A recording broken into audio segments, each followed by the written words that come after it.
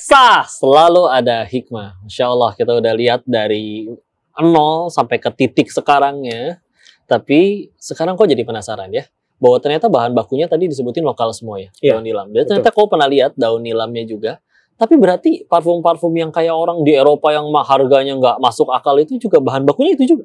Bahan bakunya tuh kebanyakan dari Indonesia malah kok.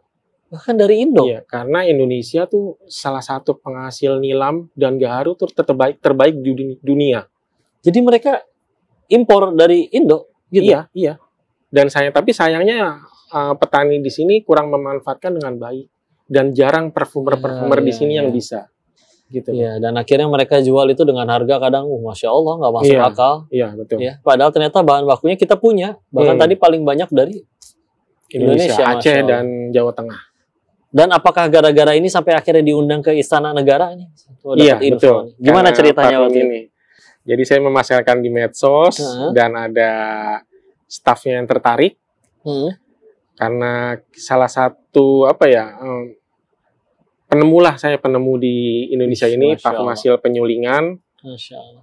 Terus diundang ke acara kenegaraan. Gitu. Masya Allah. Karena membudidayakan bahan-bahan lokal. Masya Allah. Tuh lihat, ketika akhirnya kita sudah punya sesuatu, tuh orang malah nyari untuk supaya mau duduk dengannya, bicara dengannya, bekerja sama dengannya. Di saat orang di luar sana tuh ada yang mohon-mohon sekedar minta kerjaan. Jadi kadang yuk kita benar-benar buktiin diri seperti beliau ini, Masya Allah.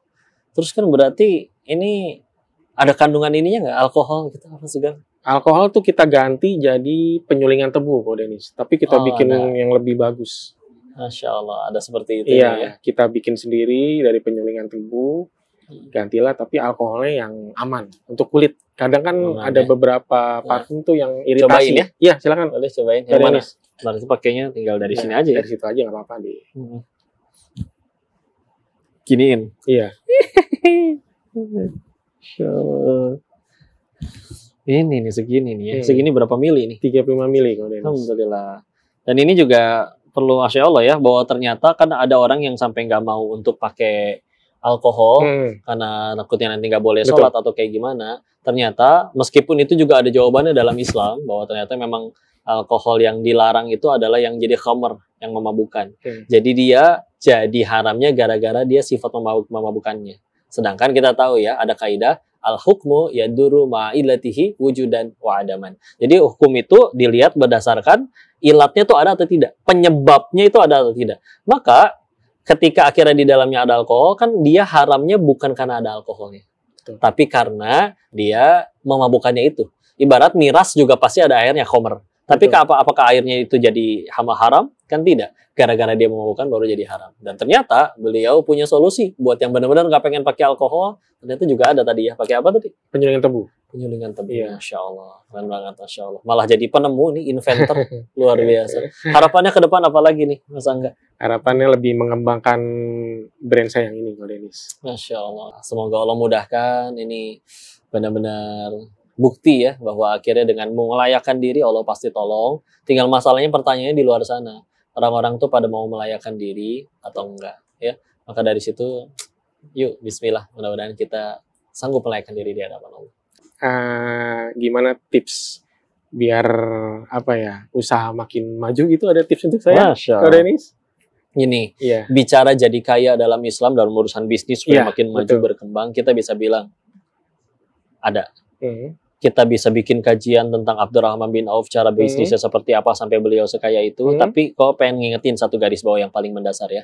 Bahwa perbedaannya kayanya beliau atau kayanya kita di zaman sekarang, Abdurrahman bin Auf itu jadi kaya bisa dibilang efek samping. Sedangkan kita kadang pengen jadi kayanya itu tujuan utama. Itu mendasar banget.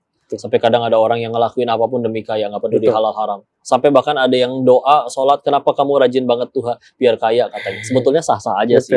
Kata Allah, udhuni astajib lakum, minta padaku nanti aku kabulkan. Tapi yuk, kita lihat dulu mereka orang-orang yang kalau misalkan udah jelas mereka 10 sahabat yang dijamin surganya, tapi malah tambah takwa. Kita bisa jadi dikasih tahu bakal ke surga, mungkin bakal kendor ibadahnya. Jadi akhirnya ibarat orang dekat sama yang punya toko roti aja kenyang makan roti. Ini beliau yang dideketin Allahnya, maka dunianya yang dibikin ngejar mereka. Kita kadang demi dapat dunianya, akhirnya ngedeketin Allahnya juga demi embel-embel sesuatu untuk dunia. Padahal deketin dulu yang punyanya, nanti apapun juga dikasih. Ngikut sendiri.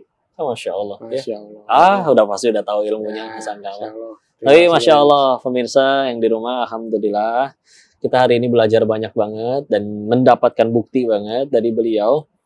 Bagaimana perjuangan gak peduli kita dulunya mau sehancur apa. Di luar sana kalian yang ngerasa dulunya hancur kayak gimana, yuk bismillah. Selagi kamu waktu bikin maksiat gak langsung mati saat itu juga, berarti Allah masih nyediain masa depan terbaik buat kamu. Tinggal kamu mau gak ambil kesempatan itu. Ya. Maka jangan kemana-mana, insya Allah kita bakal bahas lagi hikmah-hikmah selanjutnya yang keren banget di acara Sah. Selalu ada hikmah. Kasih banyak ya. Alhamdulillah. Ya, alhamdulillah. Sama-sama. Ini sukses terus. Mohon doanya, mohon ilmunya. Ini terima kasih pengetahuannya, nasihatnya.